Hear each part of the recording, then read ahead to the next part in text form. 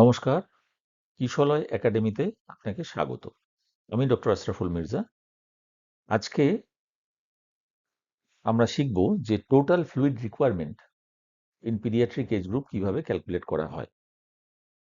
এরকমভাবে আমরা বিভিন্ন ক্লাসের মাধ্যমে আমরা বিভিন্ন বিষয়ে জ্ঞান লাভ করব এবং যেটা আমাদের ব্যবহারিক জীবনে অর্থাৎ আমাদের যে প্র্যাকটিক্যাল লাইফ, আমাদের ডিউটি চলাকালীন সেখানে এটি কাজে লাগবে। পিডিয়াট্রিক এজ গ্রুপ বলতে কিন্তু বলা হয় একটা ভাস্ট একটা এজ গ্রুপ, অর্থাৎ 0 to 13 ইয়ার্স। এই 0 to 13 ইয়ার্স অর্থাৎ কি, নিউবর্ন পিরিয়ড থেকে টিনেজ অবধি। তো নিউবর্ন পিরিয়ড জন্ম থেকে প্রথম যে মাস অর্থাৎ প্রথম যে 28 ডেজ অর্থাৎ রাফলি 0 to 1 মান্থ হচ্ছে নিউবর্ন পিরিয়ড। ইনফ্যান্সি হচ্ছে তার পরের 12 মাস অবধি, অর্থাৎ 1 থেকে 12 মাস অবধি। টডলার এজ গ্রুপ হচ্ছে 1 থেকে 3 বছর। প্রি স্কুল এজ গ্রুপ হচ্ছে 3 থেকে 5 বছর, স্কুল গোয়িং এজ 5 থেকে 12 বছর এবং টিনেজ হচ্ছে 13 বছর অবধি। তো এই বিভিন্ন এজ গ্রুপে এদের যে ওজনের তারতম্য সেটাও কিন্তু চোখে পড়ার মতো। অর্থাৎ নিউবর্ন পিরিয়ডে 0 to 1 মান্থের মধ্যে তার ওজন 2.5 থেকে 4 কিলো অবধি হতে পারে। তারপরের যে ইনফ্যান্সি অর্থাৎ প্রথম বছর 1 মাস থেকে 12 মাসের মধ্যে 4 থেকে 10 কিলো। টডলার এজ গ্রুপে 1 থেকে 3 বছরের মধ্যে 10 থেকে 15 কিলো, প্রিস্কুল এজ গ্রুপে 15 থেকে 20 কিলো, স্কুল গোয়িং এজে 20 থেকে 30 কিলো এবং টিনেজ হয়ে গেলে সে 30 থেকে 50 কিলো অবধি পৌঁছতে পারে। অর্থাৎ কিনা এই যে বিভিন্ন এজ গ্রুপে এদের বিভিন্ন রকম জলের অর্থাৎ যে ফ্লুইডের রিকোয়ারমেন্ট কিন্তু সেটা চেঞ্জ হতে থাকবে। এই যে রিকোয়ারমেন্ট সেটা যে ফর্মুলার মাধ্যমে আমরা ক্যালকুলেট করি তার নাম হচ্ছে হলিডে অ্যান্ড সিগার ফর্মুলা। এই হলিডে অ্যান্ড সিগার ফর্মুলার মাধ্যমে পিডিয়াট্রিক এজ গ্রুপে টোটাল ফ্লুইড রিকোয়ারমেন্ট প্রতিদিন এবং টোটাল ক্যালোরি রিকোয়ারমেন্ট প্রতিদিন এই দুটোই কিন্তু ক্যালকুলেট করা হয়। আজকে আমরা কিন্তু শুধু ফ্লুইড রিকোয়ারমেন্টের কথাই আলোচনা করব। এই হলিডে অ্যান্ড সুগার ফর্মুলাতে বলা হয় যে যদি কোনো বাচ্চার ওজন 10 কিলোর মধ্যে হয়, সেই প্রথম 10 কিলোতে প্রত্যেক কেজিতে 100 ml পার কেজি পার ডে হিসেবে তাকে ধরা হবে তার ফ্লুইড রিকোয়ারমেন্ট।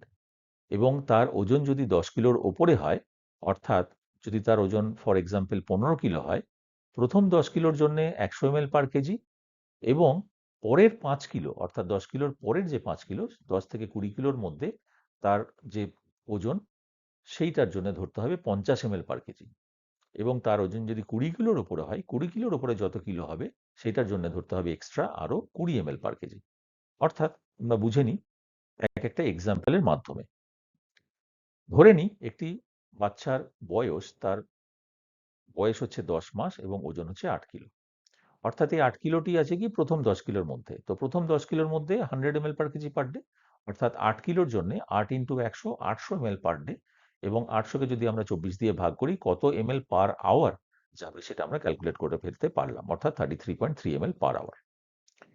এবারে যদি কোনো বাচ্চার বয়স হয় 3 কিলো এবং তার ওজন হচ্ছে 15 কিলো, আমরা হলিডে অ্যান্ড সিগার ফর্মুলা অনুযায়ী কি জানলাম যে প্রথম 10 কিলোর জন্য 100 ml পার কেজি, অর্থাৎ 15 কিলোকে আমরা ভাগ করে নিই প্রথম 10 কিলো এবং তারপরে আরো 5 কিলো, 10 কিলোর ওপরে আরো 5 কিলো। প্রথম 10 কিলোর জন্য 10 × 100 অর্থাৎ 100 ml পার কেজি অনুযায়ী তার টোটাল বেরোবে প্রথম 10 কিলোর জন্য 1000 ml এবং 10 কিলোর উপরে 20 কিলো অবধি তার ওজন যেটা হচ্ছে সেটা 5 কিলো আরো এক্সট্রা।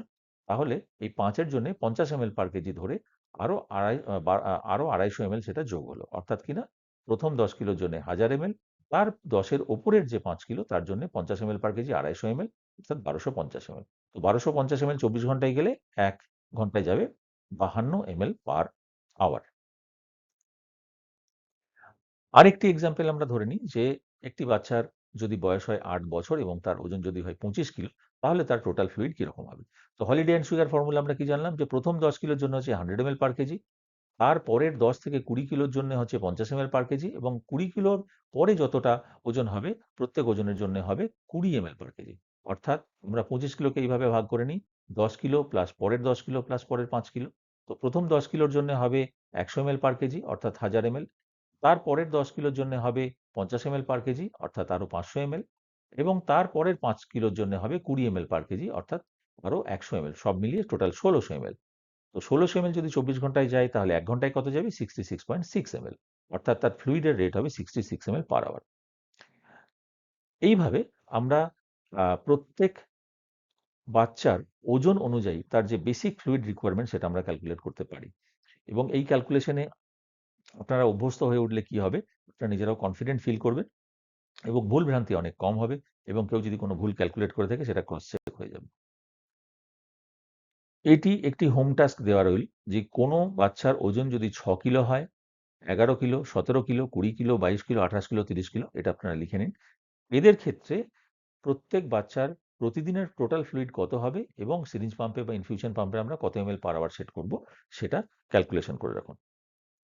তো এইভাবে একেকটি থিওরিটিক্যাল ক্লাস আমরা নেব এবং এই থিওরিটিক্যাল ক্লাসগুলোর উপর বেস করে কিন্তু পরবর্তীকালে এক্সাম নেওয়া হবে এবং এই এক্সামে কে কিরকম পারফর্ম করছে দেখে ডেফিনিটলি তাদের আলাদাভাবে বিচার করা হবে, তাদের ডিস্টিংশন করা হবে যে কে ভালো বা কে আরো বেশি ভালো। এইভাবে কিশলয় একাডেমিতে আমরা বিভিন্ন ব্যবহারিক যে নানা রকম জিনিস সেগুলো শিখব। প্রথমে থিওরি এবং যেগুলো আমাদের প্র্যাকটিক্যাল লাইফেও সেগুলোকে কাজে লাগাতে হবে। অবশ্যই আমি উত্তরের অপেক্ষায় থাকব। কেমন এই ক্লাসটি হলো সেটি জানার জন্যে। আরো কিভাবে ইমপ্রুভ করা যায়, আরো কি আ ভাবে সেটাকে আরো সহজভাবে বোঝানো যায়, সেটার যে ফিডব্যাক তার অপেক্ষায় রইলাম। Thank you.